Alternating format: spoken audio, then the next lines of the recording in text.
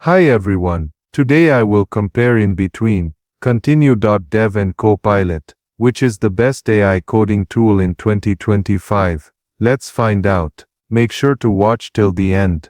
Copilot, backed by GitHub and OpenAI, has grown into a powerhouse. It supports multiple advanced language models, including GPT-4o and Claude, offering quick smart code completions and context-aware suggestions. With seamless integration into popular IDEs like Visual Studio Code and JetBrains, it's designed for speed and productivity. On the other hand, Continue.dev takes a different approach. It's open source flexible, and gives developers full control. Supporting a range of language models and capable of running locally, Continue.dev is ideal for those who value privacy and customization in their coding workflow. Performance-wise, Copilot delivers fast, intuitive code completions, especially great for common tasks and boilerplate. But for complex logic or highly specific workflows, Continue.dev's ability to adapt and be tailored often gives it the edge.